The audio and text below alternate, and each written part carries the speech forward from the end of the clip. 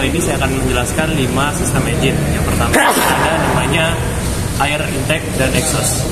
Jadi di sini ada namanya komponen itu air filter dan air filter.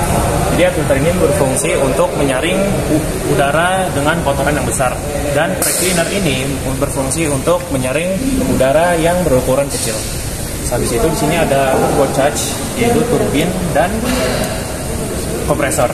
Turbin dan kompresor, dan udara yang disaring tadi masuk ke dalam turbin kompresor dan masuk ke intake manifold dan masuk ke ruang bakar. Sehabis dari ruang bakar lalu mengalir ke arah turbin dan keluar lewat exhaust. Selanjutnya saya akan menerangkan tentang fuel system. Jadi yang pertama ini ada yang namanya fuel tank. Fuel tank ini digunakan untuk menyimpan cadangan bahan bakar. Lalu fuel tank dialirkan melalui hosing ke secondary fuel filter.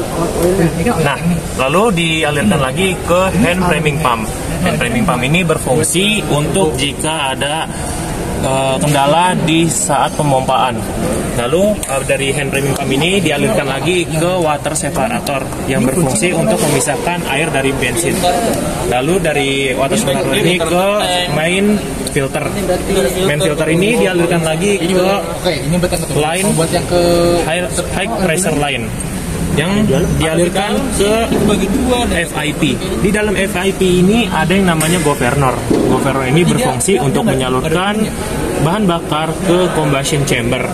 Nah, lalu untuk mengatasi fuel yang berlebih, di sini ada yang namanya return back line yang mengalirkan langsung ke pompa. Nah, kali ini lanjut ke lubrikan sistem. Jadi, di sini yang pertama ini ada oil pan. Oil pan ini berfungsi untuk menyimpan cadangan oli atau penyimpan oli lah. Di dalam oil pan ini dia ada bernamanya tuh inlet screen. Inlet screen itu berfungsi untuk menyaring kotoran besar. Dari inlet screen ini dia ngalir ke oil filter. Oil filter ini berfungsi untuk menyaring kotoran yang lebih kecil dari inlet screen. Di balik oil filter ini ada yang namanya oil pump. Oil pump ini mengalirkan ke dua komponen. Yang pertama itu ke arah turbo charge. Fungsi dari oli ke turbo charge itu dia untuk melumasi bearing. Jadi biar bearing enggak seret.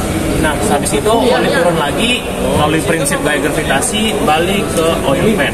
Lalu arah kedua itu oil gallery. Oil gallery itu untuk melumasi bagian engine dan masuk ke dalam piston. Lalu turun lagi ke oil pan melalui prinsip gaya gravitasi. Selanjutnya komponen keempat itu ada yang namanya water cooling. Jadi pertama ini ada yang nama komponennya itu radiator. Dari radiator dia akan memompa dari water pump. Water pump dia akan mengalirkannya ke water jacket. Lalu dari water jacket ini dia akan mengalirkannya ke arah termostat. Nah, dari termostat ini dia akan mengirimkan sinyal jika suhu berlebih dan akan kembali lagi ke arah tabung reservoir dan ke hosing ini, lalu ke radiator kembali. Oke, selanjutnya kita akan menerangkan sistem charging and starting, yaitu komponen terakhir pada 5 sistem engine.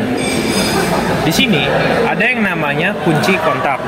Jadi, jika tombol start ini diputar, arus listrik dari baterai akan mengalir ke kunci kontak. Lalu, solenoid yang berada di sini akan mengaktifkan motor starter. Nah, motor starter yang ini akan nyala, lalu flywheel akan berputar. Flywheel yang berputar ini akan proses pembakaran, yaitu pembakaran yang dimulai. Lalu selanjutnya ada namanya sistem charging. Sistem charging setelah mesin hidup tadi memutar feedback yang berada di dalam sini. Feedback ini memutar alternator. Alternator menghasilkan arus AC. Lalu rectifier atau diode yang dalam alternator ini mengubah arus AC menjadi DC. Arus DC dialirkan kembali ke baterai.